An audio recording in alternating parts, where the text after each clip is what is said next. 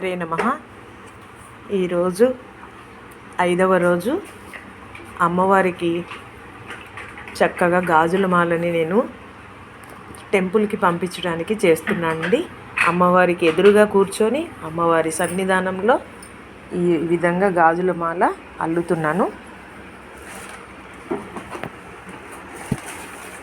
చూడండి, ఇంతవరకు ఎల్లో అల్లాను, వీడియో తీయడం రాక ఇప్పుడు తీపిస్తున్నాను మా వారితోటి. చూడండి, మీరు ఎలా అల్లుతారో నేను అల్లే విధానం ఇలా ఉంటుంది. కొంచెం లూజ్ అయిపోతే మనం టైట్ చేసేసుకోవచ్చండి. మళ్ళీ ఇలా అంటే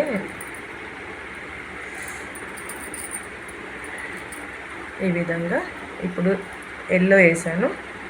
మనం పగిలినవి అన్నీ చూసుకోవాలండి, ముందే చెక్ చేసుకోవాలి. చక్కగా ఇలా గాజు లోపల నుంచి తీసి పైకి ఒక రౌండ్ ఇట్లా టర్న్ చేసి మళ్ళీ లోపల నుంచి తీసేసేయాలి. టైట్గా పట్టుకోవాలండి. మళ్ళీ గాజులను చెక్ చేసుకుని పెట్టుకున్నాం కాబట్టి ఏం కాదు. ఇలా లోపల నుంచి తీసి ఒక టర్న్ చేసేసి మనం ఈ విధంగా అంటే గ్రీన్ వేసాక రెడ్, మళ్ళీ గ్రీను ఎల్లో ఇలా వేసి పంపిస్తా అండి. అంటే ఇంకా ఇది 2 విగ్రహాలకి పంపిద్దామని అనుకున్నాను, అందుకే ఇలా మార్చి ఇలా డిజైన్గా చేస్తున్నాను. ఇంకొక అమ్మవారు కూడా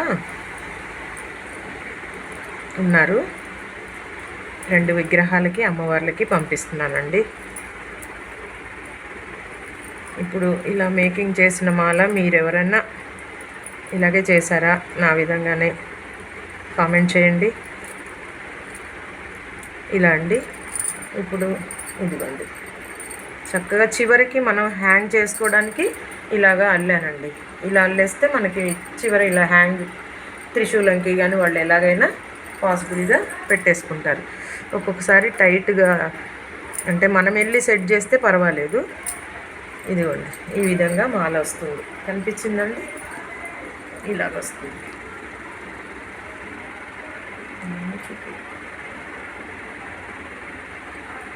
మాల ఇలా వస్తుంది. ఒకసారి పడుకోబెట్టేస్తా చూడండి.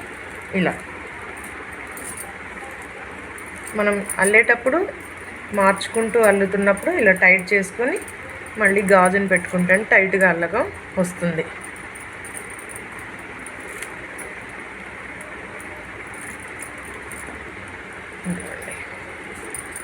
ఈ విధంగా అంతే.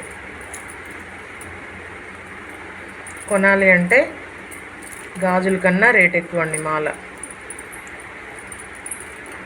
ఇంత అయిపోయింది, ఇలా వచ్చేస్తుంది. ఎందుకండి ఇలా వస్తుంది డిజైన్గా చక్కగా. ఇది చక్కగా పూల గాజులు తీసుకున్నా అండి. ఓం శ్రీ మాత్రే నమః. శ్రీ దుర్గాదేవి నమో నమః.